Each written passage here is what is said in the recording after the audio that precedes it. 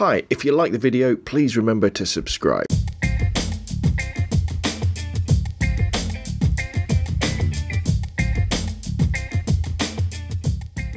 Hi everybody, today I'd like to talk about exposure and do a kind of a short beginner's guide to exposure in photography, kind of explaining what it's about and how you can kind of get better understand it, get more of a hand on what exposure is in photography.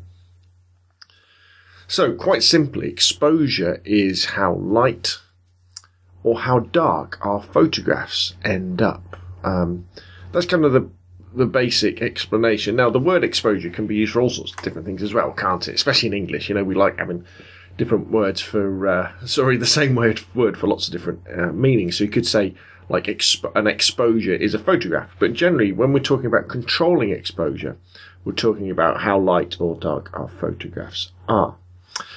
Now, before we get started, though, don't worry too much about exposure. Don't sweat the exposure, because our cameras are really good at working out exposures for us.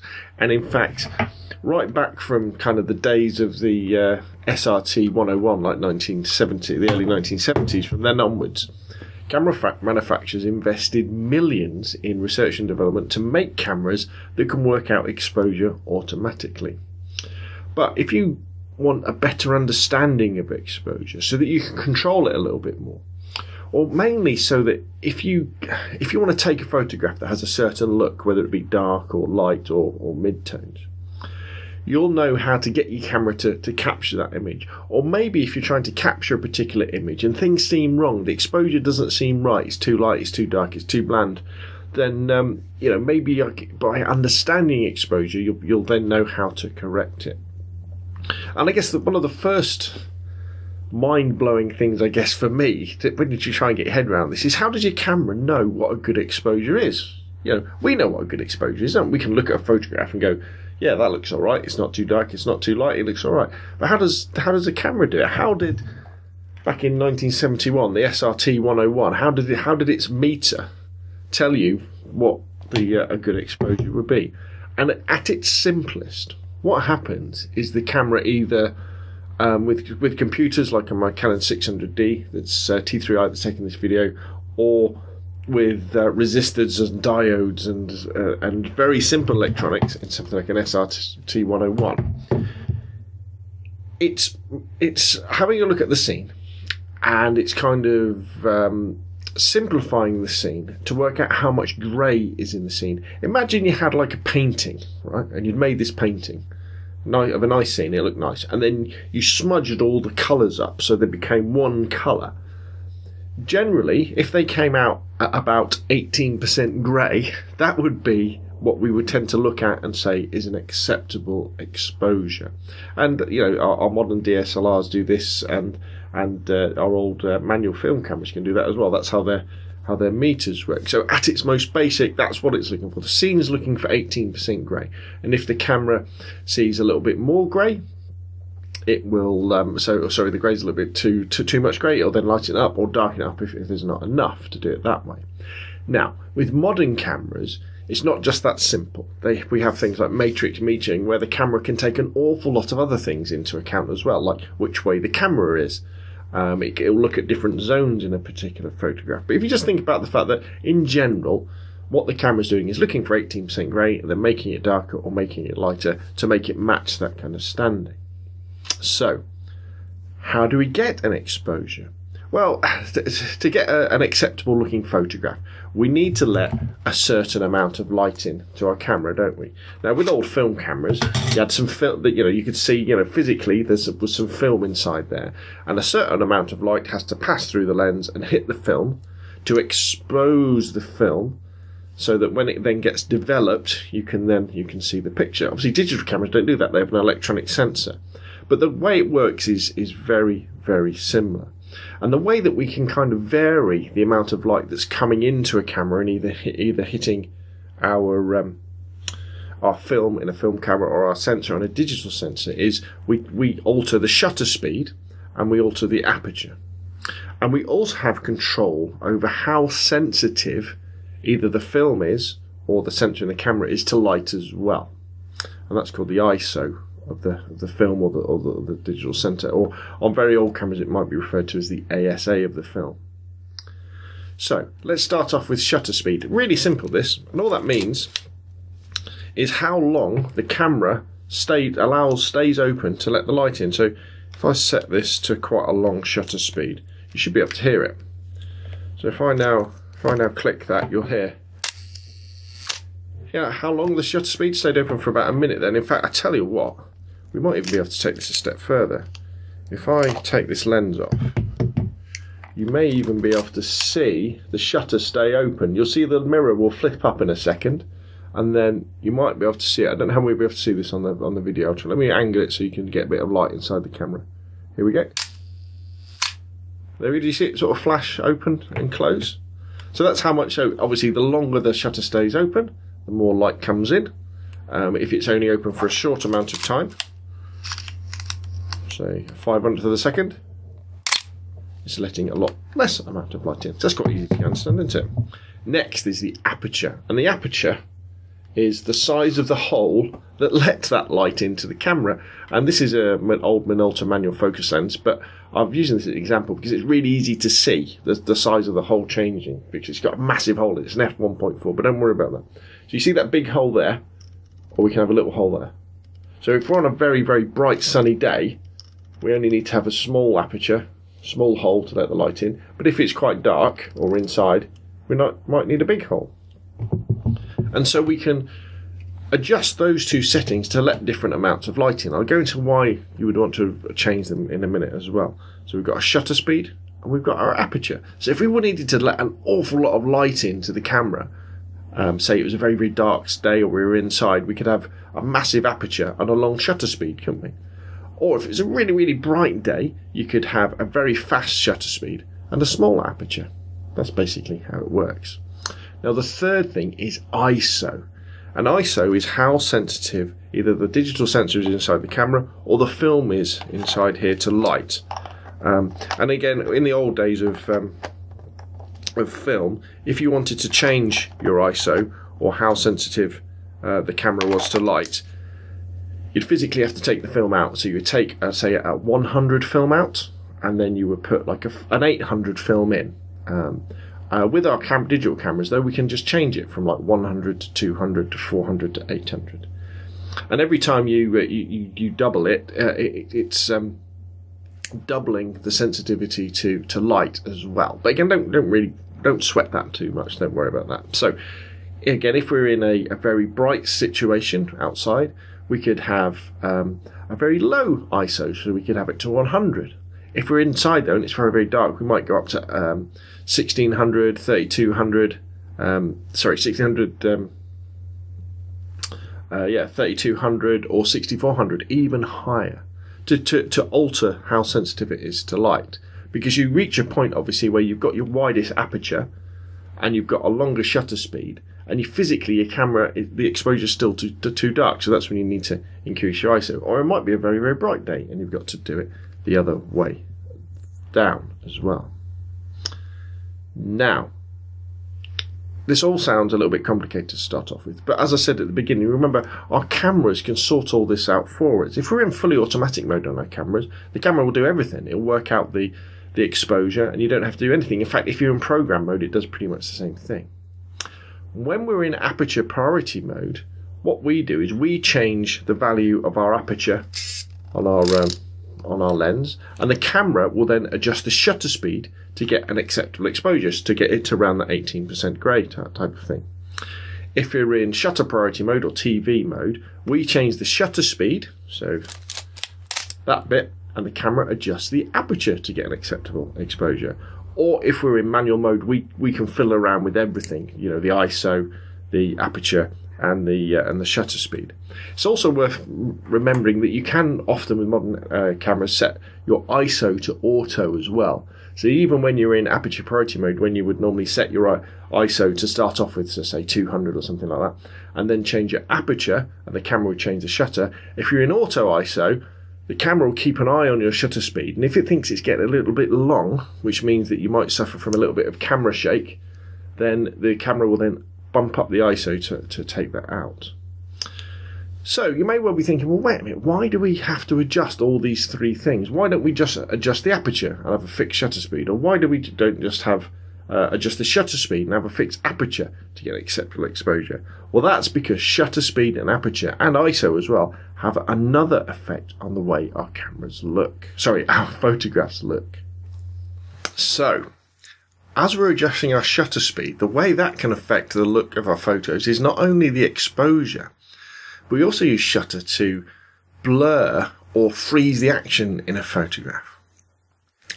For example, say you were taking photographs of birds flying across the sky. You may well want to keep your shutter speed at least 1,000th of a second. But let's say it's just people walking around. You might want to, you could go down to a 1/125th of a second. Say it's a portrait of somebody just sitting there nice and still. You could go down to a 60th of a second. If your camera's on a tripod, you could go down to a 30th of a second, or if it's of a static thing, like a building or a landscape, you could do 1, 2, 3, 30 seconds. It's up to you. Just remember that with shutter speed, you never really want it, if you're hand holding your camera, you don't want it to fall below 1 over your focal length. So that might sound a bit complicated, but don't worry. So, for example, with this camera, it's got a 50mm lens. And so I need to make sure if I'm shooting handheld, that to get a correct exposure, as far as shutter speed goes, I don't want to let it fall below 1/50th of a second, because if it does, I might start to suffer a little bit from camera shake. Obviously, if I'm taking photographs of fast-moving subjects, then I need to go faster, but for normal shooting, below 1/50th. So if you're shooting with a zoom, for example, I've got one here, a Canon zoom. All you need to do, you just have a quick look at see where your zoom is, and when you say at 55mm, just make sure you don't fall below 1/55th of a second, or if you're at 18, an 18th of a second, even though you've got image stabilization as well. Now remember, if you're shooting in also ISO, your camera's going to look after you anyway, and if it sees it getting a bit low, it's going to bump it up. Now, when we adjust our aperture in terms of exposure, if we make the aperture bigger, we let more light in. If we make the aperture smaller, we let less light in. But also, aperture affects depth of field, which is how much of the scene is in focus. In front, say there's my hand blurry, or behind. As you can see behind me, the background's blurry in this particular video. As we make the aperture bigger, so we go, to the smaller numbers like f2, f1.4, etc., the hole's getting bigger, but the depth of field's getting smaller. And the other way around as well. So if it was a very, very bright day and you were going to like f16 or f22 and that hole's getting really, really small, your depth of field is getting really massive. So that's quite interesting, isn't it? Because you may be going for a particular look in a photograph. Say you want a nice portrait with a short depth of field where the background is out of focus, then you've got to make sure that your aperture is fairly large, and so you're using a small number. Whereas you might be doing a landscape photo and everything in focus, so you might want to be going to a small aperture like f16 or f22, so you get everything else in focus. But we know that that's going to affect our exposure, don't we? So if we're using very small apertures, our shutter speed could get longer, which means that, again, we need to keep an eye on things like blur, but means we might have to use a tripod or bump our ISO up. See how they kind of all work together. Now your ISO, the way that can affect the look of your photographs is really with noise. So most cameras, digital cameras, have a base ISO, what they're set up for. And as you're making it go up, basically you're turning the knob on an amplifier. And like when you listen to your iPod or your phone and there's silence, if you turn the volume up, you start to get a hiss, don't you? And that's the amplifier cutting in. And exactly the same thing happens with your camera. So as you go 400, 800, 1600, that hiss becomes like coloured speckles on the screen. So if you want the best image quality, try and stick to the lower ISOs. However, it really does depend on what you're shooting. If you're shooting, for example, buildings or landscapes, things with, say, lots of detail in them, and not sort of continuous tones like sky or people's faces, higher ISOs can work fine. Where you can suffer a lot with ISO noise is often with people actually doing portraits, where if you're going quite high ISOs like 800 or 1600, their skin tends to suffer a bit with sort of different colours, but just keep an eye on it that way. So now we kind of come to the question of, well, how do you know you've got a good exposure when you take a photograph? Obviously, you can look on the back of your camera. You can even look at the histogram. Lots of people talk about the histogram, but I think it's a bit complicated for this for beginners. And always remember that there isn't a perfect histogram. Different photos in different situations will have a different looking histogram. Imagine what basically a histogram is. It's just a representation of the lights and darks of a particular photograph in a graph form. Well, if you're taking a picture of a sunset, that's going to look an awful lot different to a picture of a snow scene, isn't it? So I would say always trust your eyes and the camera. So the camera is going to get you pretty close if you're shooting in aperture priority mode or shutter priority or auto priority mode. It's going to get you pretty close to a good exposure. And then look on the back of the screen. Does it look decent?